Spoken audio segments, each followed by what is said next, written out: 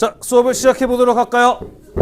네, 여러분 반갑습니다. 캠브리지 동아시아사 한국사 시간이 돌아왔습니다. 시험이 이제 한 21일 정도 남았나요? 22일? 20 남았나요? 네, 다들 공부 열심히 하고 계시죠, 그죠? 자, 우리 이번 시간에 무엇에 대해서 이야기를 할 거냐면은요, 6.25 전쟁의 피해를 복구하기 위한 경제적 노력에는 어떤 것들이 있었는가? 이승만 정부 시기의 경제 정책들에 대해서 몇 가지 이야기를 해보도록 하겠습니다. 내용 많지 않아요. 금방 끝날 수 있으니까. 여기 너무 덥다, 근데. 집중해서 살펴보도록 합시다. 아침에 누가 와서 이걸 이렇게 30도 시켜놓는 거야? 아, 그렇구나. 응? 누구지? 담임선생님께서 그러시나? 네.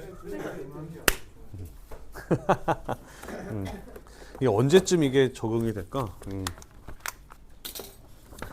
자, 같이 한번 살펴보도록 하겠습니다. 5, 4, 1. 4.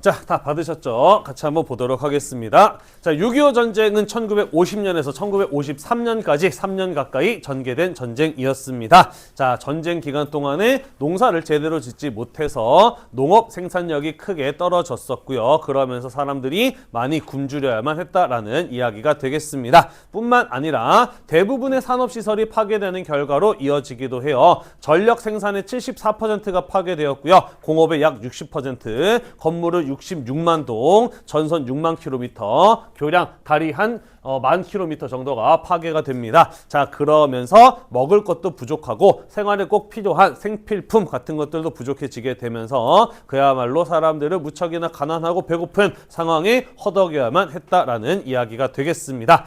자, 뿐만 아니라 화폐 가치가 폭등하게 되면서 물가의 화폐 가치의 폭락으로 인한 물가 폭등 같은 문제가 나타나게 됩니다. 돈, 화폐라고 하는 것은 나라가, 정부가 제대로 된 기능을 할 수 있어야 그 가치를 인정받는 것이잖아요. 그죠? 나라가 망한 나라의 화폐 쓸모가 있어요? 아무짝에도 쓸모가 없는 그냥 종이 쪼가리, 금속 덩어리 아니겠습니까? 그죠? 정부가 사라질 뻔했던 위기 이런 것들이 나타나게 되면서 화폐 가치가 제대로 인정받지 못하게 되는 것이고요. 그러면서 물가가 높아지게 되면서 이러한 경제적 어려움은 더더욱 심해졌다라는 이야기가 되겠습니다. 또한 전쟁 기간 중간에 이런 어떤 전쟁의 피해를 피하고 나아가서 북한의 공산주의적 지배를 피해서 한 북한 주민 70명 정도가 남한으로 갑작스럽게 내려오게 되거든요. 이 사람들 집도 땅도 없이 갑자기 남한에 내려온 사람들이에요. 어디 가서 뭐하고 먹고 살지 무척이나 막막했겠죠. 그죠? 자, 그러다 보니까 사람들이 일자리를 구하지 못해서 힘들어하는 실업 문제 같은 것들 역시 심각해지게 되었다라는 것이죠. 자, 그래서 전쟁이 끝난 직후인 1953년에 우리나라는 1인당 국민 소득이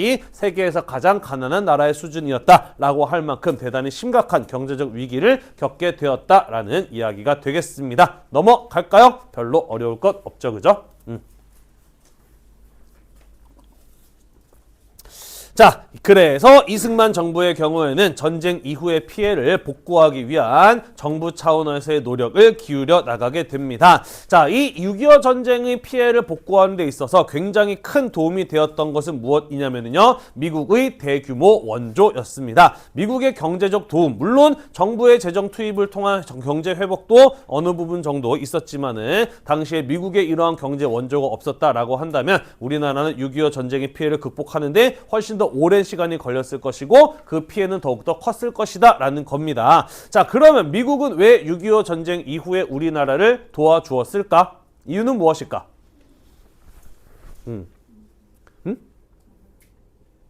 공산주의 확산을 막기 위해서도 맞는 얘기죠. 그죠? 그것도 굉장히 중요한 목적이죠. 공산주의는 가난한 나라에서 빠르게 번지기 때문이죠. 또 다른 이유를 들어보자면 이런 표현을 할 수 있을 것 같아요. 당시 우리나라는 냉전 시대의 쇼 윈도우였다라는 이런 표현을 하기도 합니다. 쇼 윈도우가 뭔가요? 쇼 윈도우. 요즘 이런 표현 안 쓰나? 지나가다 보면은 옷가게 같은 데에다 창문에다가 커다랗게 창문을 만들어 놓고 거기다가 우리 가게에서 어떤 옷을 파는지 쭉 늘어놓잖아, 그지? 그런 걸 쇼윈도라고 이야기를 하거든. 다시 말해서 냉전 시대의 사람들이 주목하는 곳이었다라는 거예요. 왜 주목을 했느냐? 원래 하나의 나라였어. 그런데 지금 그게 분단이 이루어졌잖아, 그지? 만약에 똑같은 나라, 하나의 나라였는데 분단이 이루어진 상황에서 공산주의 국가인 북한이 남한보다 잘 살면 전 세계 사람들에게 무엇을 보여주는 거예요?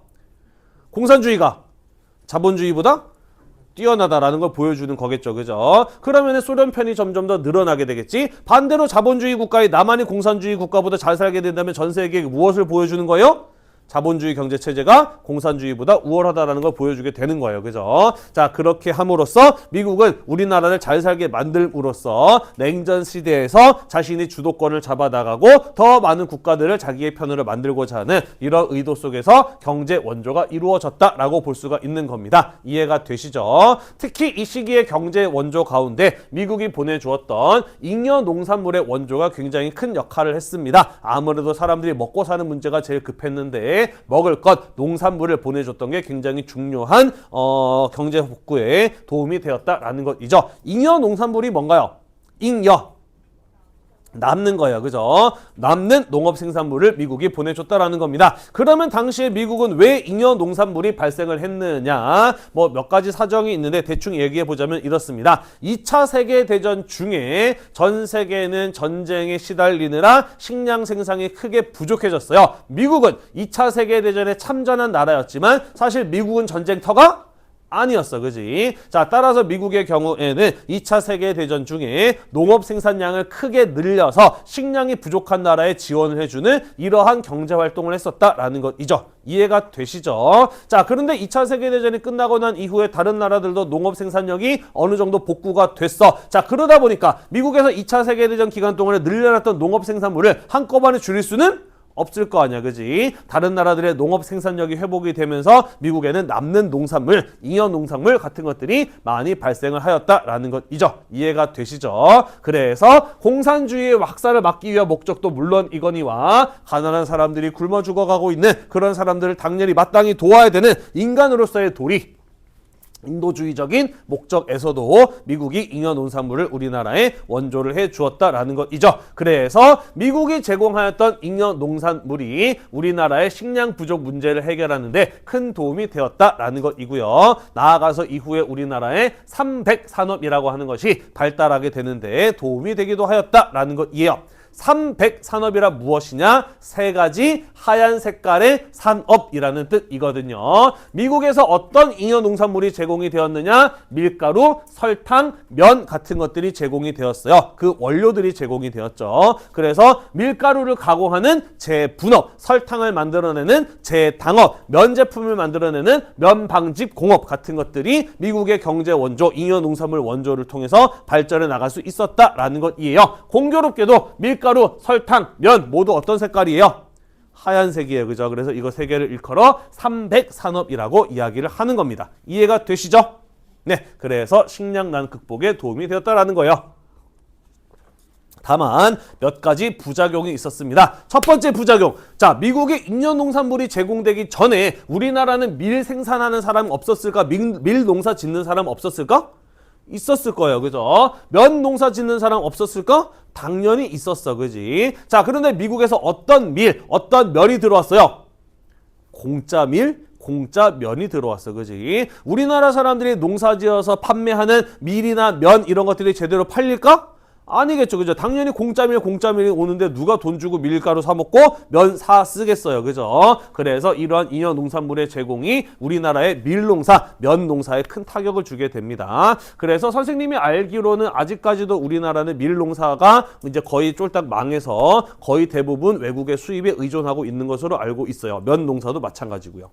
이해가 되시죠? 네, 이런 부수적인 피해가 발생을 하기도 했습니다. 또!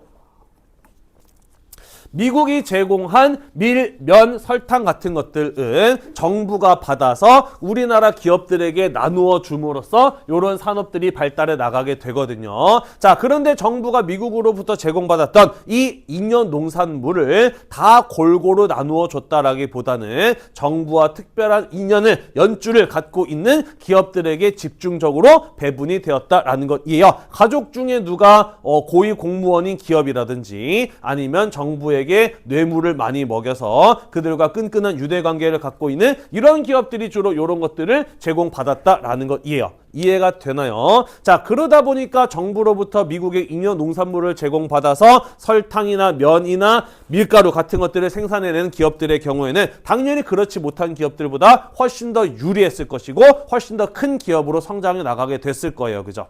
네. 자, 그러면서 점차 어떤 문제가 나타나기 시작을 하느냐? 정부는 기업에게 특혜를 제공하고 기업인들은 정치인들에게 뇌물을 제공하는 정치인과 경제인의 유착관계, 이른바 정경유착 같은 이러한 문제들이 나타나기 시작을 해요. 자, 그러면서 이후에 이런 어떤 정경유착의 문제가 정치를 더욱 부패하게 만들고 경제 성장이 공정하지 못하게 만드는 이러한 부작용을 낳기도 합니다. 보이시나요? 밀가루 포대인데 별이 몇 개가 찍혀 있나요? 3개가 있죠. 그죠? 3스타, 삼성에서 만든 밀가루 포대입니다. 삼성물산 사장인 이병철이 창업한 CJ, 제일제당이 만들어냈던 잉여 농산물을 바탕으로 만든 밀가루 포대의 모습이 나와 있습니다. 삼성, 물론 오늘날 전 세계에 굉장히 유명한 기업이고 우리나라를 먹여 살리는 데 큰 역할을 하고 있고요. 그죠? 이재용 같은 사람이 국민적으로 인기도 굉장히 많잖아요. 그죠? 지금 자랑스러운 우리나라의 기업입니다만은 사실 이런 우리나라의 이름을 대면은 알만한 기업들이 성장해 나가는 과정은 사실 그다지 공정하지는 않았어요. 그리고 이런 문제들이 나중에 IMF 같은 경제 위기로 이어지는 이러한 문제를 이러한 문제를 만들기도 합니다. 오늘날에는 정경유착의 문제가 이제 완전히 사라졌을까? 해결이 됐을까? 여러분들이 어렸을 때라서 기억이 잘 안 날지 모르겠는데 몇 년 전만 해도 대통령이 있었는데 대통령은 실제로 아무런 역할을 하지 못하고 있었고 대통령 뒤에 어떤 사람이 대통령의 역할을 대신하고 있었어요. 그죠? 그리고 그 사람이 자기 딸한테 비싼 말을 사주기 위해서 대기업의 회장들 싹 다 불러가지고 삥을 뜯은 다음에 그 삥 뜯은 걸로 자기 딸 말 사주고 그 기업들한테 특혜를 베풀어 주다가 대통령 탄핵당하고 하는 이런 일들이 벌어지지 않았나요? 대충 누군지 대충 얘기 들어본 것 같죠, 그죠? 네, 이런 일들이 불과 몇 년 전에도 있었던 걸 봤을 때 아직까지 완전히 해결되지는 못한 것으로 보입니다. 또 이런 얘기 하면은 이상한 사람들 유튜브 몰려와가지고 막 뭐라 그러는데. 사람들이 하도 유튜브에 와가지고 막 이상한 얘기도 하고 해가지고 지금 선생님 채널의 유튜브에 댓글창을 전부 다 막아놨어요. 얼마 전에 누가 와가지고 막 이제 윤석열 대통령 잘했다, 뭐 이제 이재명 대통령 못하고 있다, 막 이런 아무런 수업이랑 상관없는 막 이런 댓글들을 다는 거예요. 그래서 선생님 수업을 듣는 2학년 학생들이 또 거기다가 당신이 뭐 하는 사람이야 하면서 막 이제 막 하는 막 이런 걸 보면서 이거 댓글을 막아야겠구나라고 생각이 들어가지고 지금은 막아놨습니다. 재밌긴 했는데. 넘어갈게요. 자, 1950년대 중반 이후로 가게 되면서 소비재 공업 중심, 그러니까 섬유나 의류 같은 비교적 손쉬운 큰 기술이 없어도 발전할 수 있는 이러한 소비재 중심의 2차 산업이 조금씩 성장하면서 경제가 회복되기 시작하였다라는 것이고요. 1950년대 후반으로 가게 되면은 시멘트, 비료, 유리, 철강과 같은 앞으로 장기적인 산업 발전이 이루어지기 위해서 필요한 기초 산업 부분이 조금씩 건설되기 시작을 합니다. 그러면서 서서히 한국의 경제가 회복되어 나가기 시작하였다라는 것이죠. 다만 사실 이러한 경제 성장과 6.25 전쟁의 피해 복구는 미국의 원조에 힘입은 바가 컸다라는 것이죠. 사실 미국의 원조가 그런데 언제까지 이어지리라는 법은 없었어요. 미국도 경제 사정이 나빠질 수 있었고 미국도 잉여 농산물을 점차 줄여가는 중이었기 때문에 사실 언제까지나 미국에게 경제 의존을 할 수는 없는 상황이었다라는 것입니다. 이해가 이해가 되시죠? 이 문제를 해결할 필요가 있었기 때문에 이승만 정부의 경우에는 미국의 원조가 줄어들 것을 대비해서 우리 스스로 살아남을 수 있는 경제를 만들어낼 필요가 있었다라는 것입니다. 그래서 경제개발 3개년 계획이라고 해서 우리나라의 경제를 빠른 속도로 성장시키기 위한 국가적인 프로젝트 같은 것들을 계획하기도 했어요. 1년에 5.2%의 경제 성장률을 목표로 1, 2, 3차 산업의 성장률을 각각 16, 53, 15.8%로 성장을 해서 가난에서 빠르게 벗어나서 선진 산업 국가로 나아가고자 하는 이런 계획을 세웠습니다만은 현실적으로는 상당히 어려운 여건을 갖추고 있었다라는 거예요. 높은 목표를 세웠지만 현실적으로는 당장 우리나라는 돈도 없었고 기술도 부족한 상황이었기 때문에 이런 것들이 이루어지기는 상당히 힘든 여건이었다라는 것이고요. 그마저도 4.19 혁명으로 이승만 정부가 무너지게 되면서 경제개발 3개년 계획의 경우에는 실천되지 못하고 폐획이 사라져버리고 말았습니다. 하지만 이승만 정부가 무너지고 난 이후에 등장한 장면 정부나 박정희 정부에서 이 경제개발 3개년 계획을 바탕으로 새로운 경제개발 계획을 세웠고요. 이런 것들이 이후에 우리나라의 경제 발전을 이끌어 나가는데 도움이 되기도 합니다. 아, 그랬구나 하고 넘어가시면 되겠습니다. 넘어갈게요. 네. 자, 6.25 전쟁 이후에 우리나라 사람들이 어떻게 살았는지 살펴보도록 합시다. 많은 피난민들이 발생을 했어요. 피난민이 뭔가요? 전쟁을 피해서 피신한 사람들이죠. 그죠? 자, 이 사람들의 경우에는 원래 살던 땅을 떠나서 새로운 곳에 가서 살아남아야 했던 사람들입니다. 당연히 먹고 살기 위한 수단 같은 것들이 제대로 마련되어 있지 않은 사람들이었다라는 것이죠. 농사 지을 땅도 없었고 일자리를 구하기도 쉽지 않았다라는 것입니다. 그래서 날품을 팔아서 하루 일해서 하루 일당 받아가면서 근근히 먹고 살아서 간신히 이 생계를 유지할 수 있는 사람들이 굉장히 많았다라는 이야기가 되겠습니다. 당연히 제대로 된 집을 짓고 살기도 어려웠을 거예요. 살던 집, 살던 땅 모두 놔두고 피난을 온 사람들일 거 아니에요. 그죠? 자, 그러면서 1950년대 말쯤 가게 되면은 여기 보이시죠? 그죠? 길에다가 가다가 주워서 쓸 수 있는 나무판이나 이런 것들 대충 얼기설기 묶어가지고 집을 짓고 사는 판잣집 같은 것들이 멀리 만들어지는 모습들을 볼 수 있었다라는 것입니다. 자, 하지만 이러한 열악한 경제 환경 속에서도 더 나은 삶을 만들기 위한 국민들의 노력은 계속 이어졌다라는 것이죠. 특히 우리나라는 예나 지금이나 굉장히 교육열이 높은 나라예요. 그죠? 그래서 전쟁 중에 일어났던 부산에서도 피난민들을 모아다가 학교를 운영하는 모습을 볼 수가 있었다라는 것이죠. 보이시나요? 천장도 없는 맨 땅에서 의자만 갖다 놓고 칠판 하나랑 선생님 한 명이랑 수업을 하고 있는 초등학교의 모습이네요. 그죠? 이쪽은 조금 더 그래도 나은 편이기도 하고요. 그죠? 자, 그렇게 어려운 여건 속에서도 교육에 대한 열의를 계속해서 보여주었다라는 것입니다. 자, 그러면서 1950년에는 초등학교 의무교육제 같은 것들이 시행이 되고요. 전쟁 이후인 54년부터 본격적으로 실시가 되면서 모든 사람들을 대상으로 한 의무교육 같은 것들이 점차 확산되어 나가게 됩니다. 그리고 이런 것들은 초등교육에서 이후에 중고등학교 교육으로 확대되기도 하였다라는 것이죠. 이러한 교육에 대한 의지와 노력이 오늘날의 우리나라의 경제 성장을 만드는데 굉장히 중요한 역할을 했어요. 사실 우리나라 같은 경우에는 자원이 풍부한 나라도 아니고 돈도 별로 없는 나라였잖아. 그지? 하지만 우리나라가 이렇게 경제 성장을 할 수 있었던 것은 질 높은 노동력, 교육받은 사람들이 많아서 높은 수준의 기술을 익히고 그것을 활용할 수 있었기 때문이었다라는 것이에요. 이러한 6.25 전쟁 이후에 높은 교육률과 노력이 장기적으로는 우수한 노동력을 확보해서 기술을 중심으로 한국 경제가 발전해 나가는 기반을 마련할 수 있었다라는 이야기가 되겠습니다. 아, 그랬구나 하고 넘어가시면 되겠어요. 자, 한편 6.25 전쟁과 그 이후까지도 이러한 어떤 반공, 그러니까 공산주의 국가와의 대결 구도 속에서 공산주의의 확산을 막는다라는 이유로 인해서 수많은 사람들이 인권을 침해당하거나 실제로 자신의 목숨을 잃는 이러한 비극적인 일들이 일어나기도 하였다라는 것입니다. 여기 보시면은 지금 선생님이 보도연맹원 학살이라고 하는 제목의 사진을 가지고 왔어요. 지난번에도 잠깐 이야기한 적이 있었는데 하는데 보도연맹이라고 하는 게 무엇이냐면요. 해방 이후에 일제강점기 때 좌익 공산주의 단체 이런 데서 활동했던 사람들을 감시하기 위해서 그 사람들의 이름을 등록시켜 놓았던 조직이 바로 보도연맹이라고 하는 조직이었어요. 그리고 6.25 전쟁이 터지자 얘네 일제 때 공산주의자들이었잖아. 6.25 전쟁에서 북한 편을 들지도 몰라 라는 이유로 전쟁이 시작되자 국군이나 경찰의 손에 의해서 보도연맹의 이름에 적혀 있었던 사람들이 집단으로 학살되는 이런 비극적인 일들이 벌어지기도 하였다라는 것이죠.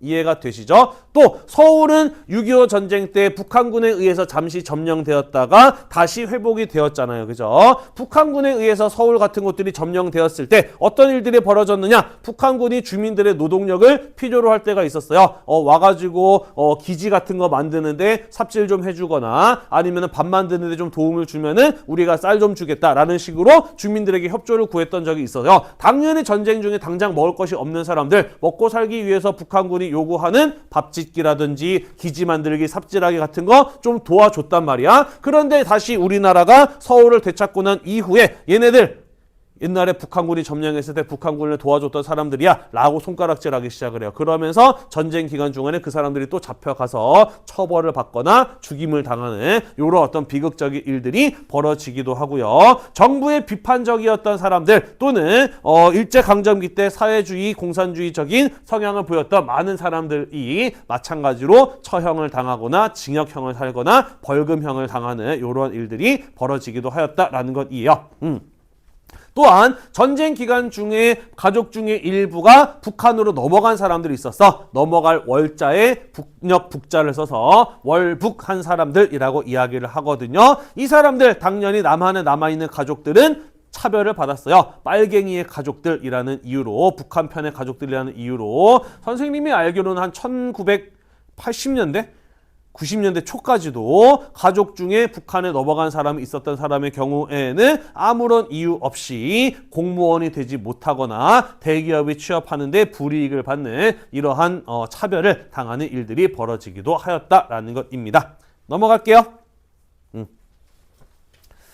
자, 한편 6.25 전쟁 기간 동안에 전통적인 가족 질서와 공동체 의식의 약화, 서양 문화의 확산 같은 이런 일들이 벌어지게 됩니다. 자, 사실 우리나라의 경우에는 조선시대, 아니 그 이전부터 농업사회이다 보니까 사실 대부분의 사람들은 한번 자기가 태어난 농촌에서 죽을 때까지 살아가거든요. 그렇기 때문에 농촌의 경우에는 가족들이 함께 모여 살면서 오랫동안 이어져 내려온 농촌의 마을 공동체만의 질서를 가지고 있었고 그들 간의 공동체 의식 같은 것들을 가지고 있었어요. 그런데 전쟁 기간 동안에 많은 사람이 전쟁을 피해서 고향을 떠나고 흩어지고 하는 이런 일들이 벌어졌습니다. 그러면서 전통적으로 마을 공동체 내에서 서로 돕고 살던 그런 어떤 문화들, 공동체 의식들, 전통적인 가족 질서들 이런 것들이 전쟁 기간 동안에 많이 해체되고 약화되는 결과로 이어지기도 하였다라는 것입니다. 또한 전쟁 기간 동안에 많은 남성들이 전쟁터에 끌려가야만 했고 또 목숨을 잃는 이런 일들이 벌어지게 되었어요. 그러면서 가족들을 먹여 살리는 일에 대한 책임, 사회적인 역할의 부담 같은 것들이 여성들에게 많이 넘어가기도 하였다라는 것입니다. 그러면서 전쟁을 거치게 되면서 여성들의 직업활동 같은 것들이 또 크게 늘어나는 이런 모습을 보이기도 하였다라는 것이에요.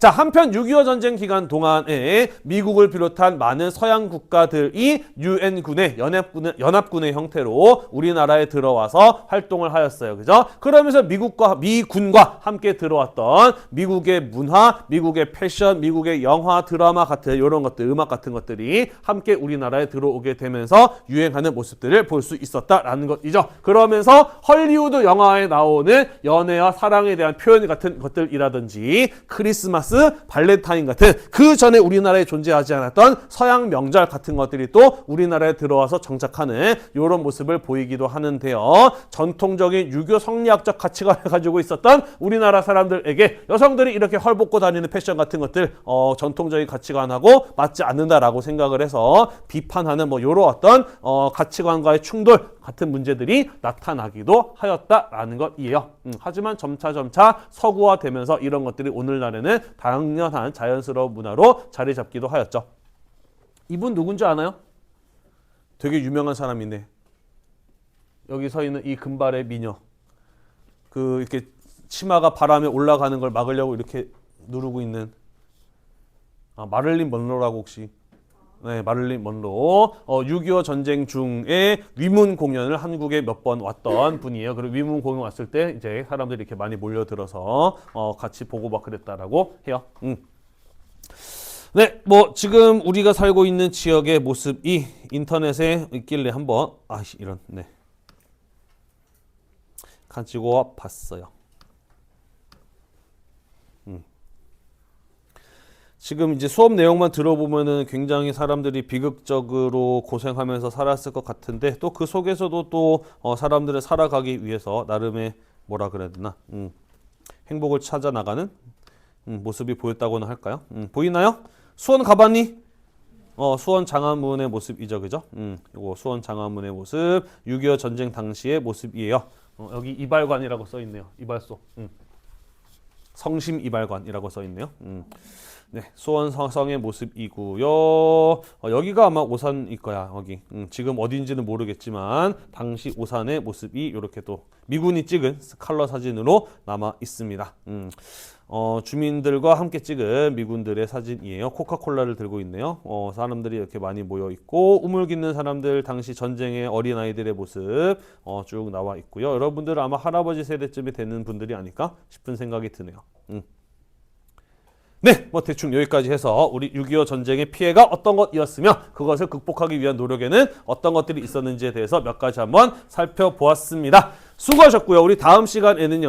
4.19 혁명으로 이승만 정부가 무너지게 되는 과정을 함께 살펴보도록 하겠습니다. 오늘도 공부하느라고 대단히 고생이 많으셨고요. 이 수업 영상이 여러분들 한국사 공부에 도움이 되셨다면 구독과 좋아요 잊지 말고 눌러주세요. 수고했습니다. 네, 고마워요. 자.